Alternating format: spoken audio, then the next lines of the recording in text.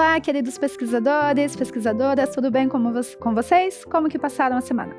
Só para relembrar, a lição da semana passada teve por título Deus Conosco.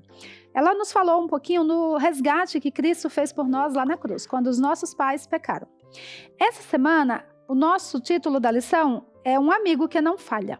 Você tem um amigo sincero, um amigo que nunca falha com vocês? Vamos ler o verso áudio da nossa lição para ver quem é esse amigo. Ela fala o seguinte: quem entre os deuses é semelhante a ti, Senhor? Quem é semelhante a ti? Majestoso em santidade, terrível em feitos gloriosos, autor de maravilhas. Êxodo 15, 11. Então, o texto ele nos faz perguntas para sabermos quem é semelhante a Cristo. Vocês acham que existe algum ser no universo semelhante a Cristo? Nós vimos nas lições anteriores que Satanás queria ser melhor que Cristo, melhor que Deus, né? Mas não há ninguém semelhante ao nosso Deus. O texto, para a gente parar e refletir dessa semana, fala o seguinte: a heresia acabou, né? Terminou o nosso culto. E aí você vê crianças correndo, gritando, pulando lá no pátio da igreja, na escolinha. E aí? O que você acha que deveria fazer? Como que essas crianças deveriam se portar? Como que você poderia ajudá-las a melhorar? Então, é para a gente refletir aí, quando a gente vê alguém fazendo alguma coisa errada, como que a gente deve agir? Quem aqui já foi no zoológico? Quem gosta de zoológico aí? Eu gosto de zoológico. Os zoológicos são espaços públicos onde tem animais de diferentes regiões do mundo, né? Então, às vezes, por exemplo, um leão que não faz parte aqui da fauna brasileira, ele está lá no zoológico, a gente tem a oportunidade de conhecer esse animal. Uma girafa, não tem, mas lá tem. Só que aqui está falando de um zoológico na igreja. Imagina a gente trazer um monte de animal para dentro da igreja. Como será que seria essa igreja? Bom, a lição de hoje, ela vai falar desse zoológico. Então, era a época de Páscoa, e aí tinha as reuniões campais. O que é isso? É um acampamento. As pessoas naquela época, elas viajavam quilômetros, e aí elas montavam as barracas e ficavam dias e dias ali em festa. E era a festa da Páscoa. Elas estavam nesse acampamento. Bom, nessa região, tinha gente de várias localidades e, não sei se vocês sabem, mas diversas regiões têm moedas diferentes. Então, por exemplo, a gente tem aqui no Brasil o real, a gente tem o dólar nos Estados Unidos, na Europa a gente tem o euro e assim vai. E se você vai viajar para um determinado local onde a moeda é diferente, a gente precisa ir numa casa de câmbio e trocar essa moeda. O que acontecia? Nessa reunião tinha pessoas que eram chamadas de cambistas. Eram pessoas que faziam a troca dessas moedas. Só que também eles eram ladrões. Por quê? Eles não davam exatamente o valor que a moeda valia. Eles roubavam parte do dinheiro das pessoas, que eram pessoas pobres, que juntavam o ano inteiro para ir nessa festa, para comprar a sua oferta de sacrifício. Então, esses cambistas, eles roubavam parte desse dinheiro e depois eles dividiam com os sacerdotes. Era uma coisa muito feia que acontecia naquela época. E aí o pátio do templo, que era como se fosse a nossa igreja, vivia cheio de animais, cabras, bodes, pombos, ou seja, tinha ofertas para todos os tipos de pessoas. Quem tinha mais dinheiro comprava, por exemplo, uma ovelha, um novilho. Quem era mais pobrezinho comprava uma pombinha. E assim o comércio ia fluindo. E aí algumas pessoas traziam animais com defeitos. A pessoa comprava, chegava lá dentro, o sacerdote falava: não pode, essa oferta ela está defeituosa.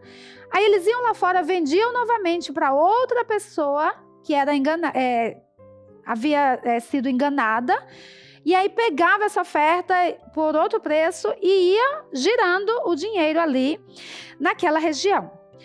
Bom, eles tinham muita chance de passar a perna em pessoas pobres e adoradoras. Bom, vamos lá então. Como você se sente em relação a isso? Vocês acham que isso é correto, sim ou não? Imagine que você chega na igreja com uma nota de R$10 e aí um irmãozinho pede para você trocar por 2 de 5, porque ele quer dar 2 ofertas, uma de 5 e outra de 5. Só que ele não entende de dinheiro, e aí você dá duas notas de R$2 para ele. Ele foi tapeado. Era isso que eles faziam. Se vocês acham que isso é correto, o que vocês acham disso aí?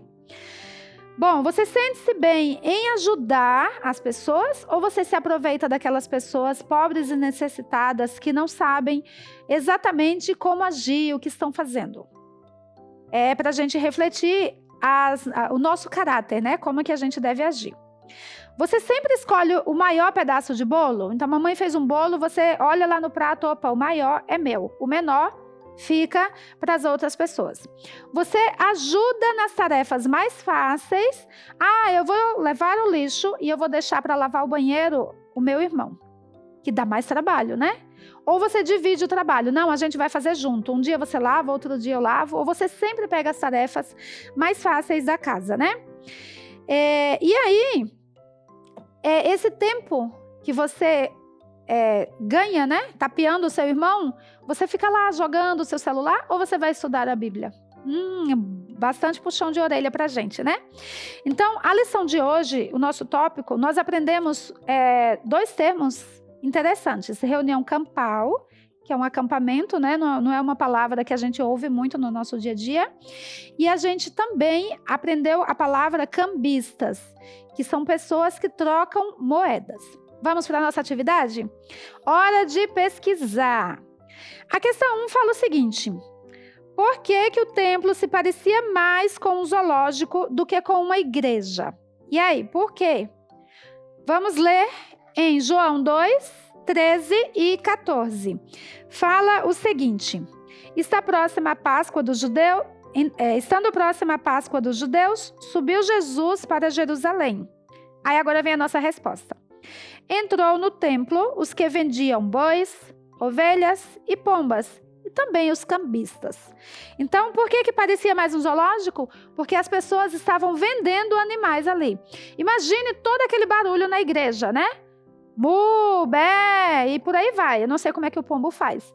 Mas esses animais fazendo todo esse barulho era exatamente igual um zoológico. Aí você vai responder com as suas palavras, tá? Coloca aí do jeito que você entendeu, que você vai compreender mais tarde, quando você for recapitular a sua lição.